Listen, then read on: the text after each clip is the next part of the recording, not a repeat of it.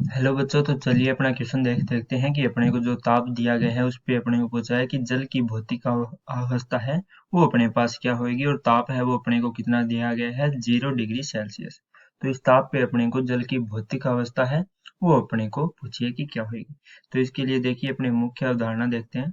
मुख्य अवधारणा की पदार्थ की जो भौतिक अवस्था है वो किस पे निर्भर करती है। मुख्य अवधारणा, ठीक है। तो पदार्थ की भौतिक अवस्थाएं किस पे निर्भर करती है, उनके हिमांक और क्वथनांक बिंदु पे। पदार्थ की भौतिक अवस्था पदार्थ के क्या है, हिमांक और क्वथनांक पे निर्भर करती है। पदार्थ के हिमांक व क्वथनांक पे निर्भर करती है, ठीक है। हिमांक व क्वथनांक, ठीक है, क्वथनांक पर निर्भर करती है, पर निर्भर करती है, ठीक है।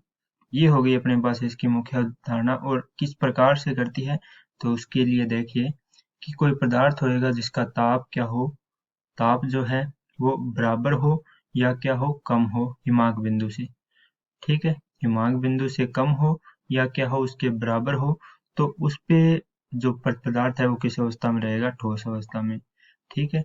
और ताप यदि अपने पास ज्यादा हो या बराबर हो क्वथनांक बिंदु के, ठीक है, तो इस ताप पे क्या होएगा कि पदार्थ है वो किस अवस्था में रहेगा, गैस अवस्था में, ठीक है।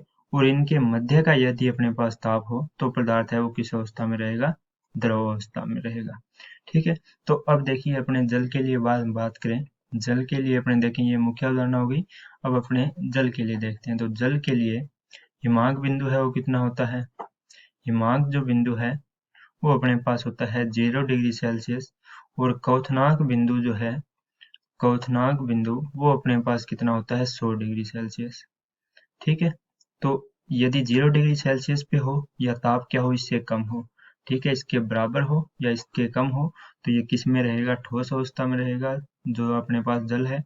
और ताप यदि ज्यादा हो या बराबर हो क्वथनांक के, तो जल जो है वो किस में रहेगा, गैस में रहेगा। अब अपने को क्वेश्चन में देखिए अपने को ताप कितना दिया गया है, 0 डिग्री। तो अपने ने यहाँ पे देखा कि 0 डिग्री के ऊपर अपने पास जो जल है वो किस में है, ठोस अवस्था में है, क्योंकि ये इसका क्या है, हिमांक बिंदु है। और हिमांक बिंदु पे पदार्थ है वो ठोस अवस्था में रहता है, तो इसलिए जल है वो अपने पास क्या है, यानी जल की भौतिक अवस्था ही पूछिए तो जल की भौतिक अवस्था 0 डिग्री पे क्या हो जाएगी, ठोस हो जाएगी, ठीक है। क्यों, क्योंकि ये इसका क्या है, हिमांक बिंदु, और हिमांक बिंदु पे पदार्थ है वो अपने ने मुख्य उदाहरणा में देखा कि किस अवस्था में होता है, ठोस अवस्था में। तो ये किस अवस्था में मिलेगा, ठोस अवस्था में। तो मैं आशा करता हूँ कि आपको समझ में आ गया होगा। धन्यवाद।